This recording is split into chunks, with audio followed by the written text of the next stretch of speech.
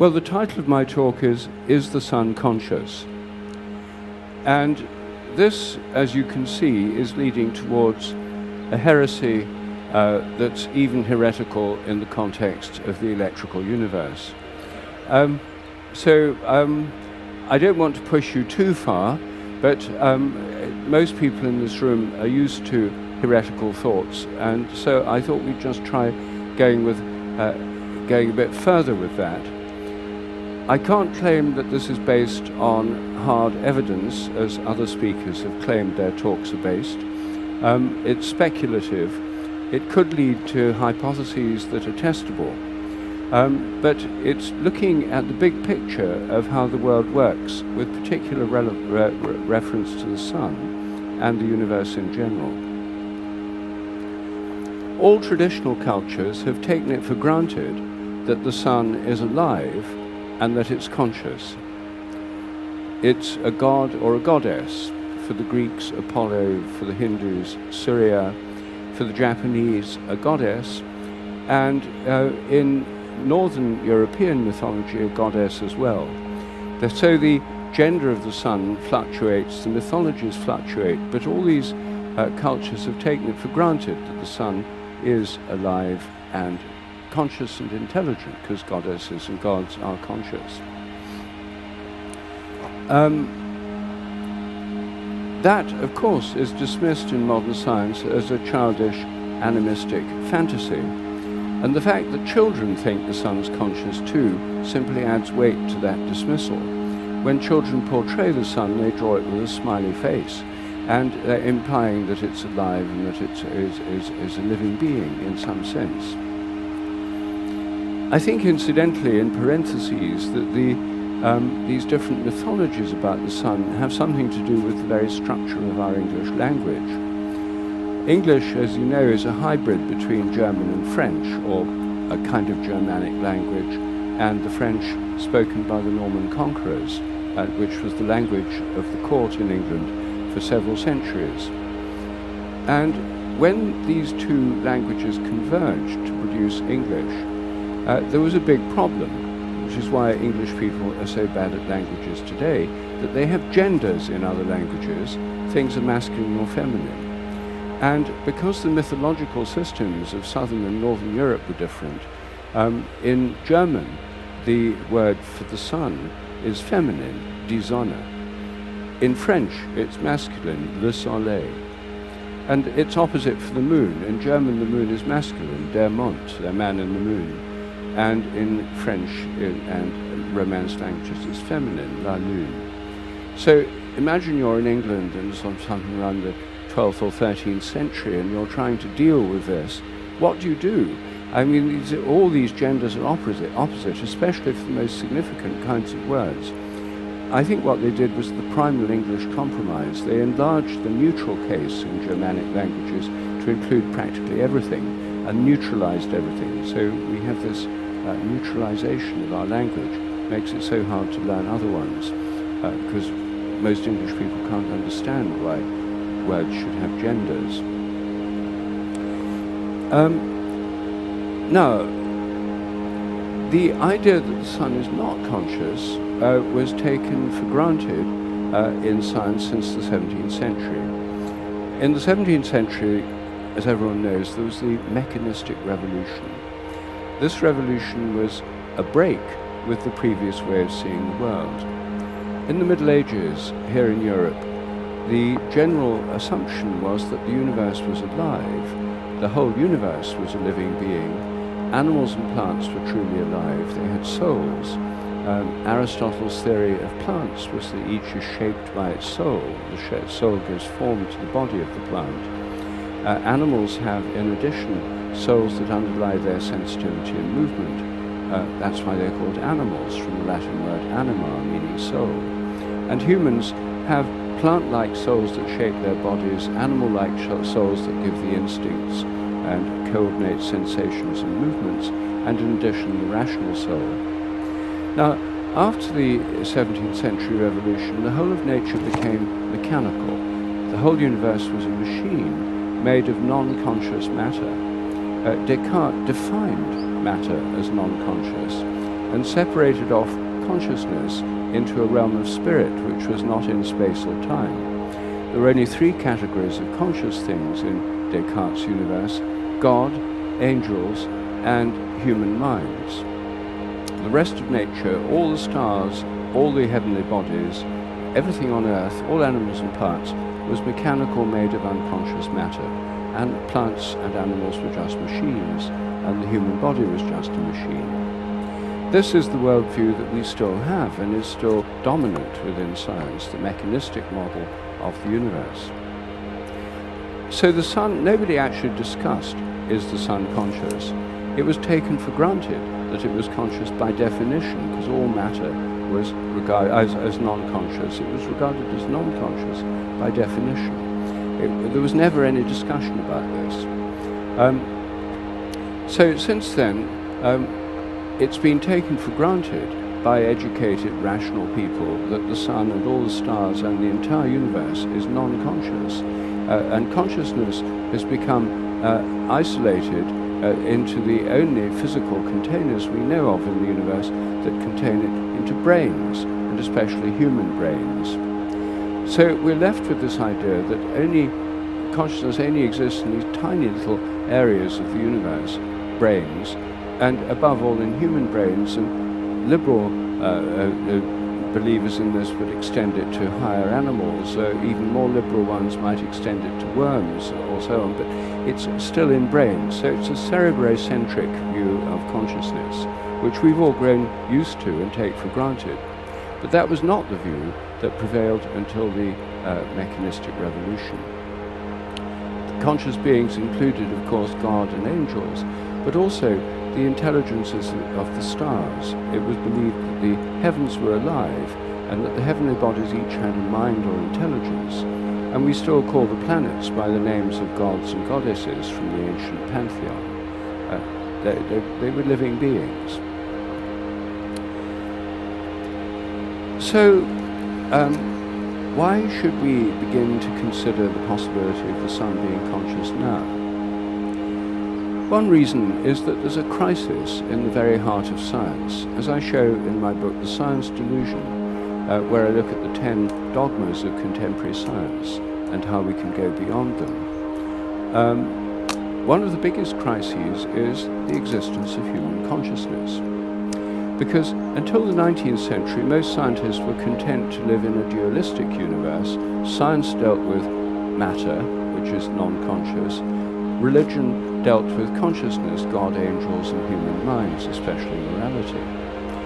But in the 19th century, growing numbers of people didn't like this dualism. They thought having two principles was too many. We should just have one. One school of thought said, well, it's all mind or consciousness, and that's the idealist school in philosophy, which was very influential in the early 19th century. But the school that became predominant as the 19th century wore on, especially within science, was materialism. Materialism takes Cartesian dualism, this twofold model, and says there's no such thing as spirit. God and angels simply don't exist, and human minds are nothing but the activity of human brains. It's all material, and it's all basically non-conscious. Well, that succeeded in getting rid of God and religion, and was essentially an atheistic doctrine, which appealed to atheists, of course, and still does. But it did leave the problem of human consciousness. How can human consciousness exist if all matter is non-conscious and everything's made of non-conscious matter? The very existence of human consciousness is an appalling embarrassment for materialist science, which is why it's called the hard problem. It's called the hard problem because philosophers of mind have been trying to explain it away for decades and have failed. Some say that it's nothing but an epiphenomenon, a byproduct of the nerve activity in the brain, but it doesn't do anything. Others say it's just another way of talking about brain activity, and we'll soon be able to forget all this subjective nonsense, the folk psychology, and just have descriptions in terms of neurophysiology. The third school of thought say, well, consciousness is nothing but an illusion produced by brains. The problem is that doesn't explain it because illusion is itself a mode of consciousness. So we keep going round and round for decades in the philosophy of mind, and this is the official view, the materialist view in most universities. And the fact that no one can come up with a persuasive answer is why it's called the hard problem. As a result of this hard problem, there's been a very interesting move in the last 15 years or so that's accelerating, which is that increasing numbers of scientists and philosophers are deserting the materialist position, or rather broadening or modifying it, and adopting instead the view of panpsychism. Pan means everything or everywhere. Psyche means soul or mind. And this is the doctrine that there's mind or soul or some kind of consciousness throughout all nature. The discussions of panpsychism are usually about electrons and atoms. And one of the leading figures in this is Galen Strawson, a British philosopher of mind, who wrote a key paper called "Does Materialism Imply Panpsychism?" to which he answered yes. The only way you can really solve the hard problem is by saying that consciousness emerges in brains because it's already there in lower forms, even in the electrons and atoms that constitute the molecules and the cells. Thomas Nagel, the American philosopher of mind, wrote a book about 4 years ago that really sacked the cat among the pigeons in the philosophical world, because he's a leading philosopher of mind and a leading atheist, but he wrote this book called Mind and Cosmos: Why the Materialist Neo-Darwinian Conception of Nature is Almost Certainly False. And he argued that the materialist view simply cannot explain the universe. It can't explain the fact there seems to be purpose in the universe, which materialism denies, and it can't explain the existence of human consciousness. So he too declared for panpsychism. And surprisingly, one of Francis Crick's most immediate collaborators, Christoph Koch, who's a neuroscientist, who's a very hardcore atheist materialist type, dogmatic skeptic about psychic phenomena, has come out in favor of panpsychism recently, in the heart of neuroscience. This is now a respectable debate within mainstream science and philosophy, and panpsychism is actually growing in strength as we speak, because old-style hardcore materialism of the kind advocated by Richard Dawkins and others is becoming less and less plausible, particularly with the rise of consciousness studies, where there's now a quite large-scale scientific investigation of the realms of consciousness, which were ignored until relatively recently. 20th century psychology was dominated by behaviorism, which tried to pretend that subjectivity in human beings and animals is a meaningless pseudo-scientific concept, and science should only concentrate on measuring movements and glandular secretions. And that was the official view in psychology, the science of the mind. So now we're in this new situation. Everything's up for grabs at the moment. Panpsychism is a philosophy which is becoming more widely discussed. And when it's more widely discussed, we realize that actually the idea of panpsychism is not a new one. It used to be called animism, the idea that there's life and some kind of soul in all nature. In the 17th century, in reaction against Descartes, there were two prominent European philosophers who argued in favor of panpsychism or animism. One was Leibniz, who often got into disputes with Isaac Newton. Leibniz said that nature is made up of a whole series of self-organizing units, which he called monads, and each of these has a body and also a mind, and each reflects the universe from its own point of view. So the whole universe is full of centers of awareness or consciousness, which are all reflecting each other. An interesting philosophy. The other one was Spinoza, the Dutch Jewish philosopher, who argued that nature and God were the same. He was a pantheist, that God is nature, nature is God. God is the consciousness of nature, nature is the body of God. Well, the most interesting 20th century panpsychist philosopher was Alfred North Whitehead, who took the view that the entire universe is an organism, that nature is made up of organisms, not of machines. And he wanted to shift the whole paradigm of science towards organism rather than machine. That, in a sense, is, again, going back at a higher turn of the spiral to a kind of animist or panpsychist view of nature. What makes Whitehead particularly interesting from the point of view of this discussion is that he pointed a way to a new understanding of consciousness. And we need some kind of understanding of consciousness if we're going to ask the question, is the sun conscious? What do we mean by consciousness?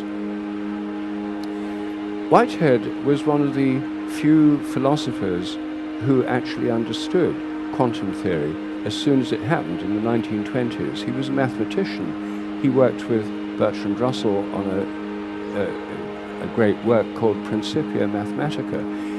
He knew a lot of maths. He produced an alternative relativity theory to Einstein's, which made rather different predictions, which may indeed have been more correct. But he very quickly appreciated the importance of quantum theory.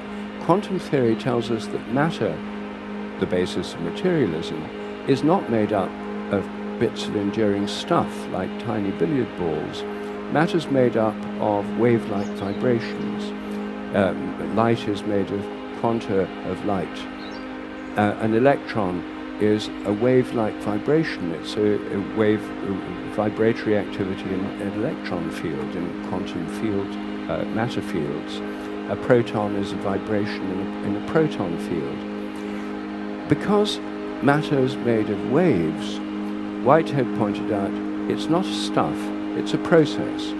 Waves take time to wave. You can't have a wave at an instant. So waves have to be spread out in time and also in space.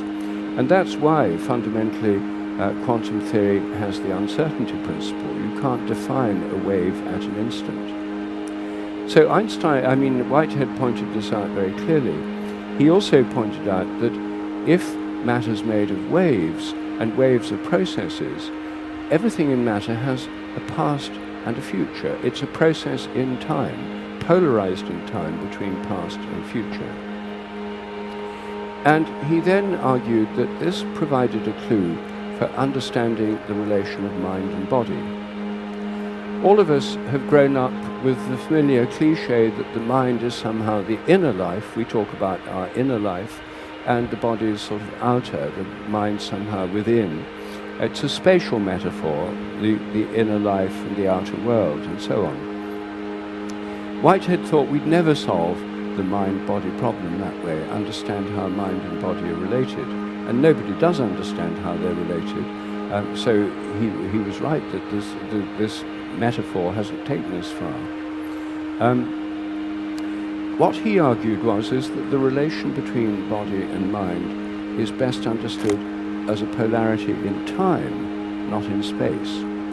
The mind is the future pole, and the body, or the physical material aspect, is the past pole. So, for example, if you're looking at an electron, the Schrödinger wave equation describes all the things that the electron could do, all the possible things it could do, possibilities.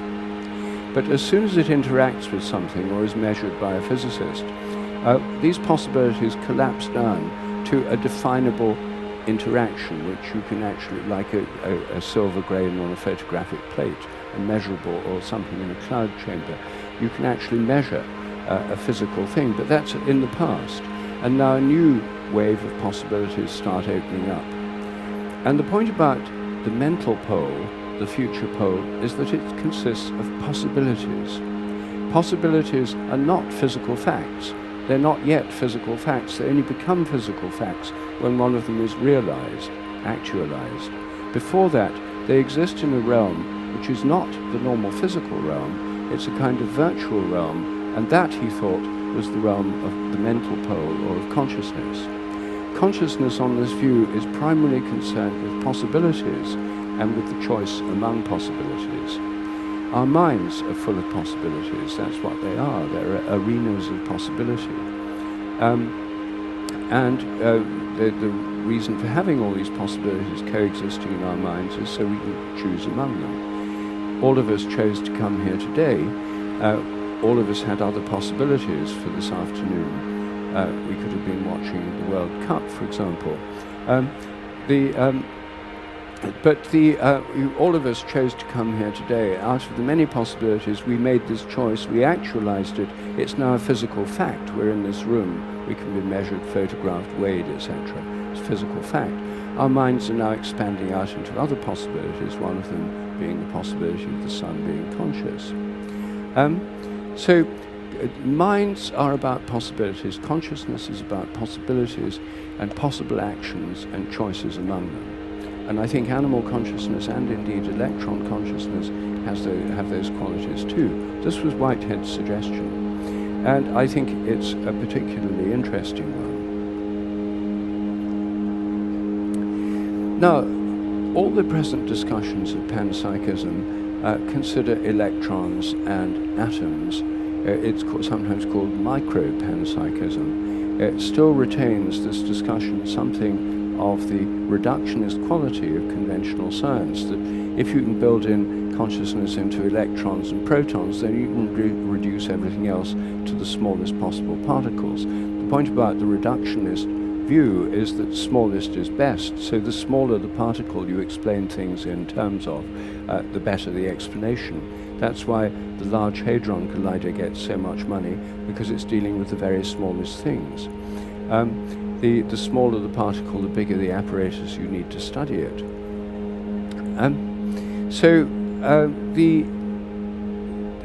But if we take panpsychism seriously, what it's saying is that there's a kind of mind or psyche in all self-organizing systems. And self-organizing systems exist at all levels of complexity. An electron is self-organizing when it's a free electron. When it's within an atom, it becomes within the organizing field of the whole atom. When the atom's in a molecule, like a hydrogen atom in one of your protein molecules, it comes under the organizing field of the whole molecule. When a molecule's in a crystal, then the whole crystal has an organizing field which has these parts within it, which have parts within them, which have parts within them. A cell is self-organizing and has a higher level of wholeness. A tissue is self-organizing. An organism, a plant or an animal, is an organism that is self-organizing, containing organs within it. A society of organisms, like a flock of starlings or a school of fish, is like a higher organism or a termite colony, a superorganism, where the individual animals become like cells in a larger organism. But this same pattern carries on throughout the universe, that the Earth is a self-organizing system. Gaia is a self-organizing. The whole point of the Gaia hypothesis is that the Earth is a self-organizing system. The solar system is self-organizing. There's nobody pushing it around and adjusting and tweaking it. It organizes itself. The sun is at the center of it, but it's like a gigantic organism. And just as the Earth has a magnetopause around it like a membrane, so the whole solar system has a kind of membrane around it, the heliopause, which, like the Earth's, the solar wind, the galactic wind, interacts with this kind of membrane around the whole solar system. The whole of that solar system is a kind of electric organism, not just the sun itself, but within this membrane of the heliopause. And it's in turn within the galaxy, which is a self-organizing system with these vast electric currents and magnetic fields that we've been hearing about today. At each of these levels, there's a wholeness that's more than the sum of the parts, and they're self-organizing systems. Now let me say, just as a side, to prevent this sort of misunderstanding or confusion, this idea of panpsychism applies to self-organizing systems. It does not apply to systems that are not self-organizing, i.e. chairs, tables, motor cars, computers, and so on. These are not things that organize themselves, they're organized by us, and that's why we have factories. If we didn't, if a computer was self-organizing, you'd be able to grow them in computer farms rather than make them in computer factories. So those are composites put together by us. It's like the difference between a mixture and a compound that we all learned about in our elementary chemistry lessons. A compound is a self-organizing, because a mixture is things just put together.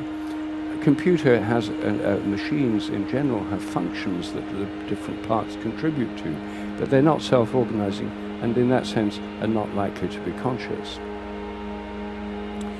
But when we then turn again to the sun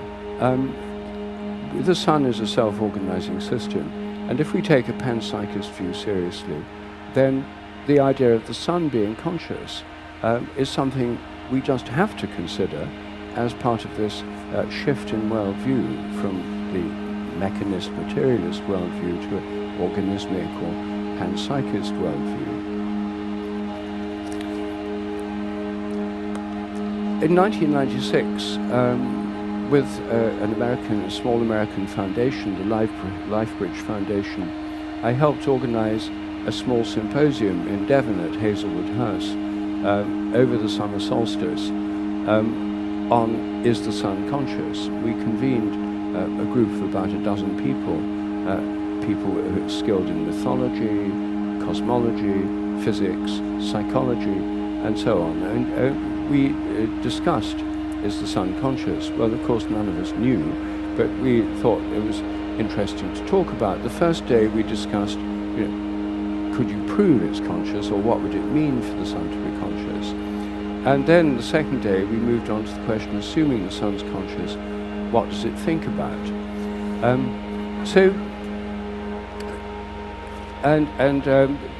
So let me come first to the question of the possibility of the sun being conscious. As soon as you move beyond the cerebrocentric view of consciousness, dating from the 17th century, which took consciousness out of the entire universe and crammed it all inside human heads, as soon as you realize that that's actually a rather modern view, and it's not as if it's been very successful, because no one understands how the brain generates, that's the reason for the heart problem, then the question, it becomes clear that consciousness doesn't have to be associated with brains. The fact that the sun's large and hot is no debarring it from consciousness. What would be one criterion for it is that if the sun is conscious, it has to be able to make decisions among various possibilities. It probably doesn't have much freedom in deciding on its orbit. No one's suggesting that the sun's orbit is, well, at least some people are suggesting that the sun's orbit might be under its conscious control. I'll come back to that later. But the principal way in which the mind of the sun might interact with its physical activity is through its electrical activity. The main way our minds interact with our brains is through the interface of the electromagnetic fields within our brains. We know that alpha waves and other gamma waves and theta waves and so on are associated with different types of consciousness. There's a great deal of evidence for the electrophysiological basis of our mental activity. So the interface between our minds and brains is through electrical patterns. There's a general consensus about that, however we explain consciousness. And you can affect people's consciousness by electrical or magnetic stimulation of the brain. So, does the sun have a potential electric interface for the influence of its mind? Well, as we've heard abundantly today, yes, the sun is essentially electrical, and there's plenty of electrical activity, a lot of it highly indeterminate, which could interact with the mind of the sun. Could it make decisions that actually have an effect?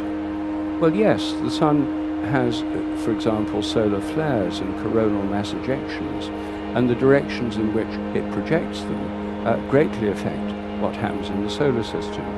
If the sun directs one towards the Earth, particularly if it had a large coronal mass ejection directed towards the Earth, it would cause massive outages of our power systems, a collapse of our entire industrial structure probably for months on end. It would cause the shorting out of transformers, and you couldn't replace them all because you'd have to make new ones first. So the sun does indeed influence what happens here on Earth, modulating it both in 11-year cycles and in more subtle ways, as Piers Corbyn was telling us earlier, that his models are all based on solar activity and their effects on the climate. So we know that the sun influences events here on Earth and probably modulates things throughout the entire solar system through the kinds of cycles it has, and at the moment the strength of the solar cycles, as Piers said, is particularly weak. There was a period in the 17th century when there were almost no visible 11-year cycles, the so-called Maunder minimum. So the sun is not like a clockwork thing that just goes on predictably. It's extremely variable, and no one knows what it's going to do next, which is why NASA has the space weather forecasts, because it affects the Earth. You can't predict it. So, yes, there's plenty of scope for the mind of the sun to interact with the sun, influence its activity, and in turn influence the activity of various things throughout the solar system, including our life here on Earth. There are a number of people who've begun to discuss this. The most eminent is Greg Matloff, who is an American astronomer, who wrote a book recently called Star Bright, Starlight, about the consciousness of the sun, what he calls the volitional star hypothesis. He actually thinks that stars could adjust their position within galaxies by firing off mass ejections or solar flares in particular directions, a bit like adjusting a satellite by sort of jet blasts.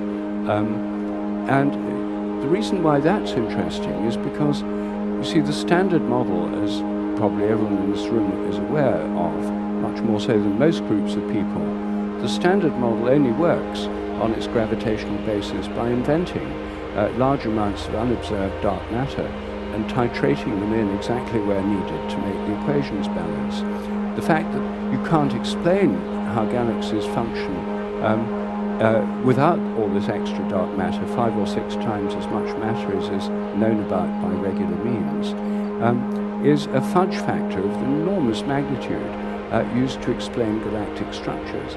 If galaxies are self-organizing systems, their electric currents, the mind of the galaxy influencing those, and the volitional stars having some control over how they move, then all this dark matter would become unnecessary.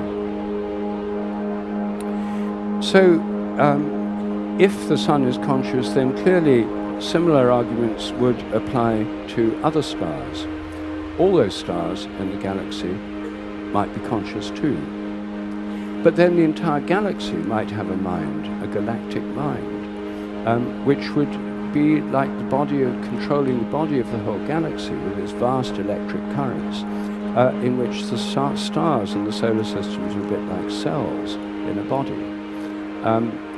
So then even galactic clusters might have minds. The entire universe is joined up through these plasma threads that we just heard about from Ian Chesman, that there's a whole network of electric connections between galaxies. The entire universe is like a gigantic brain with kind of nerve connections between all these ganglia of galactic clusters, and the whole thing could be interacting with the cosmic mind. The idea of a cosmic mind is not a new idea. It was in the ancient world, it was called the world soul, or the anima mundi. Plato talked about this in his writings.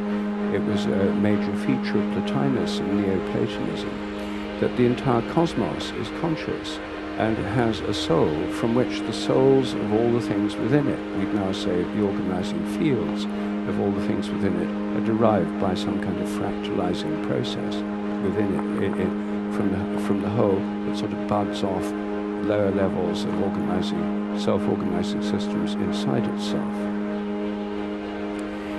How would the sun remember, or how would a galaxy remember, or how would the cosmos remember? We're used to the idea that memory depends on traces in the brain, memory traces that are supposed to be in synaptic endings or in molecules. As I show in my book, The Science Delusion, the idea that memories are stored in the brain is one of the 10 dogmas of science. There's very little evidence for it. It's simply taken for granted by most people because it just seems like common sense. But it's surprisingly difficult to show this, and people have been trying in science over 100 years to do this and failed over and over again. And I think the reason they've failed is that memories are not stored inside the brain. I think the brain is more like a TV receiver than a video recorder, and it tunes in to influences from its own past states, which travel by the process I call morphic resonance, the influence of like upon like within self-organizing systems across space and time from the past to the present. I don't have time to explain this whole morphic resonance hypothesis now. Some of you are familiar with it, probably some of you are not familiar with it. But in essence, it's the idea there's a kind of memory in all nature. The whole universe has a kind of memory. The laws of nature are more like habits that evolve along with the evolving universe. And all self-organizing systems have a collective memory. Each animal species draws on a collective memory of its kind.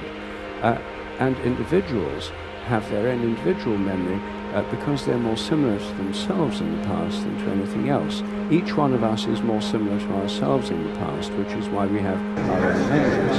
But we're similar to other people to varying degrees, which is why we tune into a kind of collective memory as well.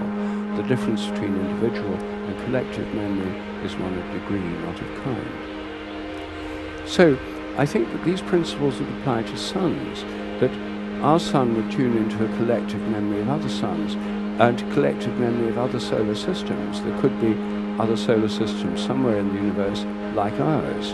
There could be other planets like ours that have evolutionary processes somewhat similar to ours. By morphic resonance, we could be influenced by them, and they could be influenced by us. And so the sun might well have its own memory through self-resonance, just as we do, according to this hypothesis. It also tunes into a collective memory of other sun-like stars with their solar systems. So the sun being conscious doesn't mean that it doesn't have memory because it's too hot to have memory traces. No, the sun could easily have, it would follow from this way of looking at things that it would indeed have some kind of memory.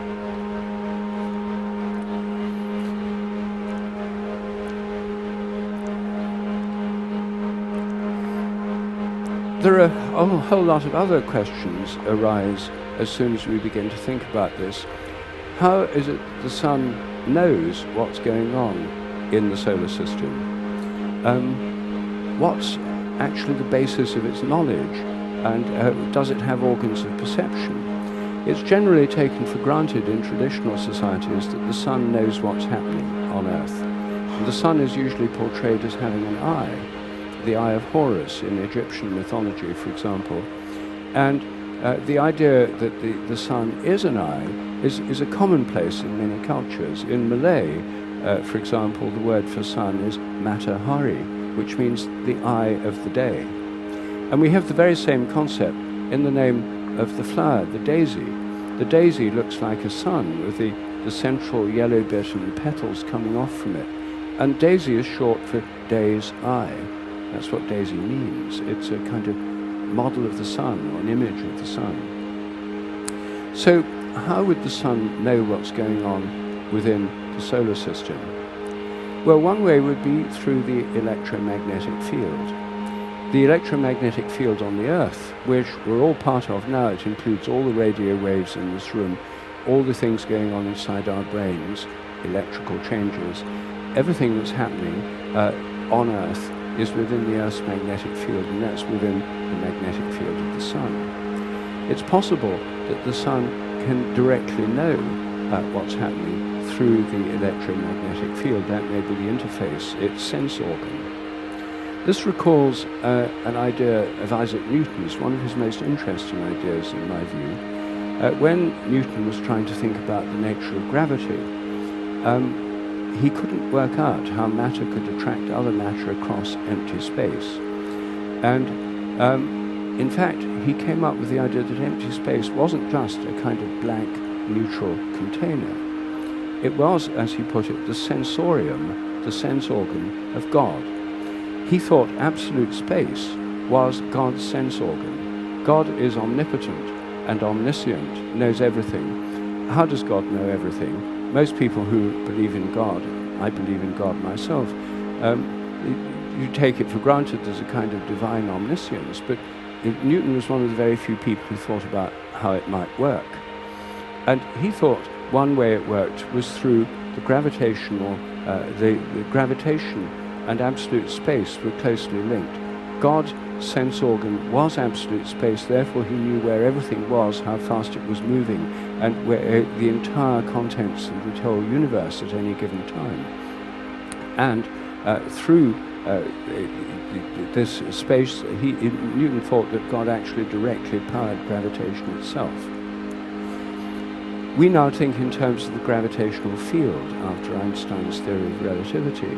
Everything in space occurs within the gravitational field, which is not in space-time. According to Einstein, it is space-time. It's the container of everything in the universe. It's a bit like the world soul, the anima mundi, in these older world views, which contains all things, and in a sense knows all things, because everything registers in this gravitational field. Through the gravitational field, the positions of every object in the universe and their interactions are there. They're in that field. If there were a mind associated with that field, it would know all these things. The activities, the changes, the dynamics, the choices, and the interactions from moment to moment are mediated through electromagnetic fields. So if the mind of the sun were to know what's going on in the solar system, it would be through the electromagnetic field. If the mind of God were to know what's going on in the entire universe, it might be through the universal electromagnetic field as well as the universal gravitational field. And the electric universe theory fits extremely well with this way of thinking, because it provides an infrastructure, a basis for these kinds of interconnection throughout the whole universe. The other aspect of the sun, just one or two final point, is that it may be mainly concerned with its interaction with the solar system, its extended body, but it may also be concerned with its peer group, other stars. We don't know much about the way stars communicate with each other within the galaxy. They can certainly communicate through light and distantly through gravitation.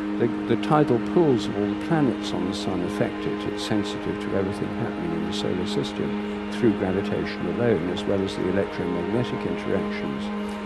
But other stars may be interacting with each other. They may be in relationships.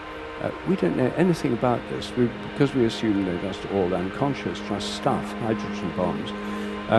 Then these ideas simply haven't been discussed. Now, how would one investigate this?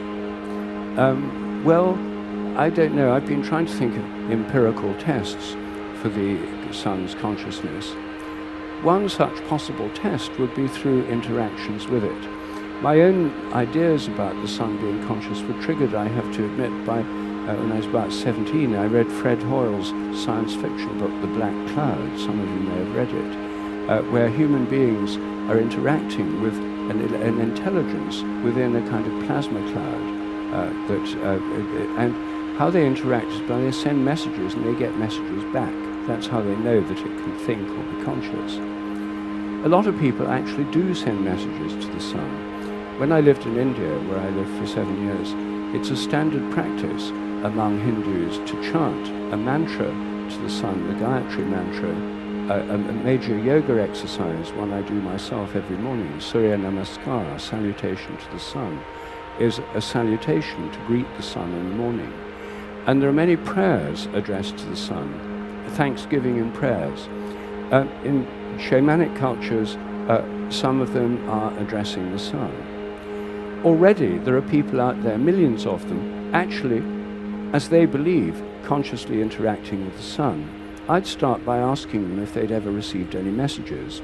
actually start not by reinventing the wheel, but actually take seriously practices that people in different cultures throughout the world have been doing traditionally for a long time. Most Westerners think they're vastly superior to these stupid, superstitious people who need to be educated out of these animistic views.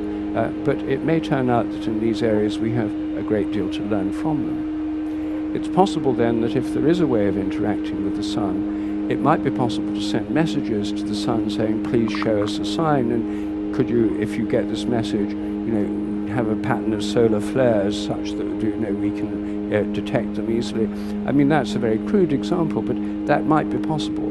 So this may not be entirely in the realm of speculation, but clearly this kind of research would go way beyond anything that's being done today.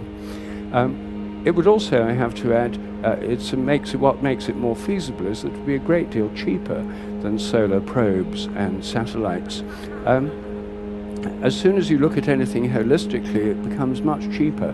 Holistic science is not only more fun, but much less expensive than reductionist science. I offer these thoughts, but I'm sure some of you are feeling very skeptical about this, rightly so. But if we're going to be heretics, if we're going to push out this electric universe model, I'd just like to see how far it can go.